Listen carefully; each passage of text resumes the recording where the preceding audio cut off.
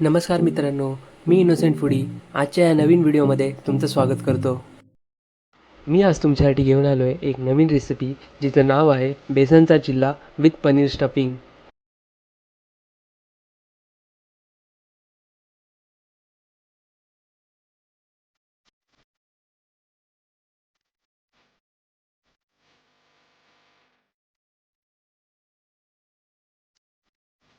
आपण त्यासाठी एका भांड्यात तेल घेऊया.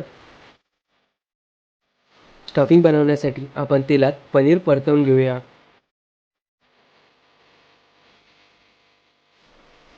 आपण पनीर 150 ग्रॅम घेतलेले आहे.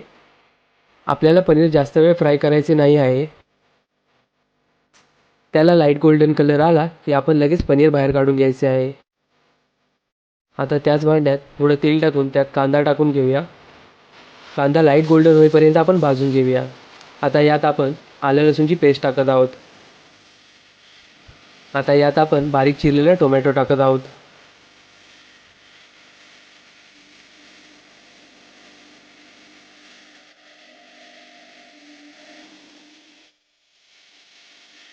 बारीक चिरलेली भोपळी मिरची टाकून घेऊयात. आता यात आपण बारीक चिरलेला गाजर आणि बारीक चिरलेला बीट टाकून घेऊयात. यात तुम्हाला हव्या त्या वेजीस टाकू शकता.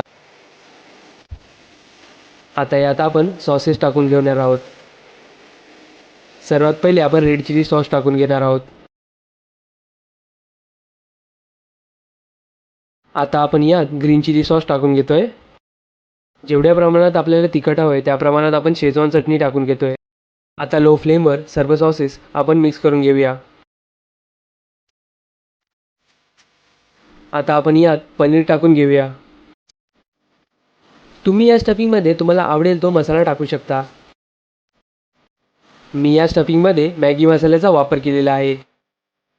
तुम्ही या स्टफिंगमध्ये पावभाजी मसाल्याचा सुद्धा वापर करू शकता, जेणेकरून त्याला एक वेगळी टेस्ट येईल.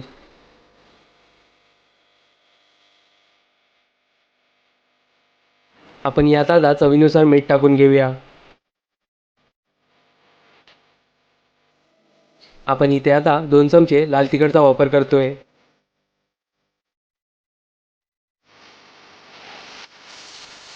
तुम्ही पाहू शकता स्टफिंग आपली बनून आता रेडी झालेली आहे. आता आपण बेसनच्या चिल्ल्याची तयारी करूया. एका भांड्यात आपण 4 वाटी बेसन घेतलेले आहे. बेसनचा चिल्ला क्रिस्पी होण्यासाठी आपण त्यात आता 1 वाटी रवा टाकत आहोत.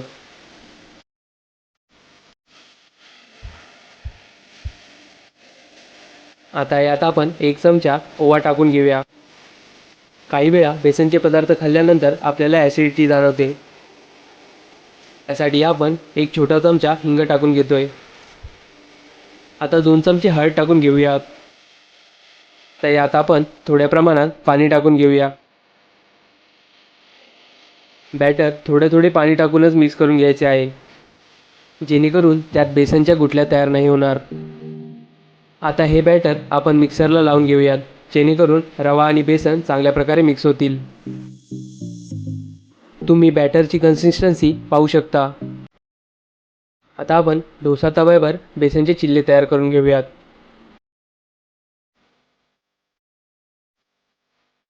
गरम तव्यावर थोडे पाणी शिंपडून त्याला चांगल्या कपड्याने पुसून घेऊयात.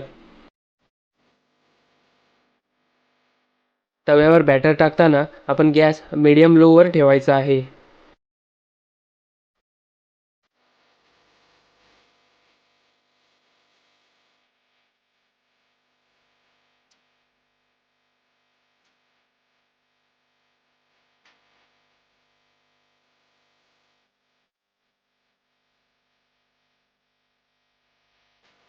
आता यावर आपण 1 चमचा तेल टाकून घेऊया.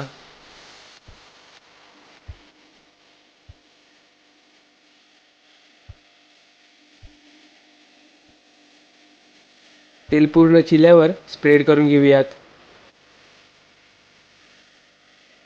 चिल्ला क्रिस्पी होण्यासाठी त्याला चांगलं भाजून घेऊयात.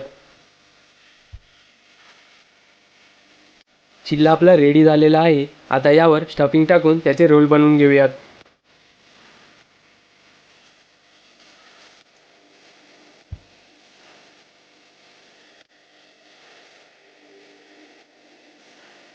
चिल्ला रोल करताना आपल्या हाताची नक्की काळजी घ्या.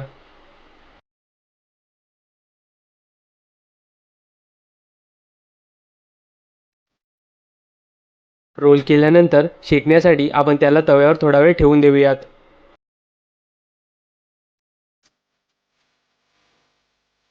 चला तर मग आता आपला बेसनचा चिल्ला एकदम रेडी आहे.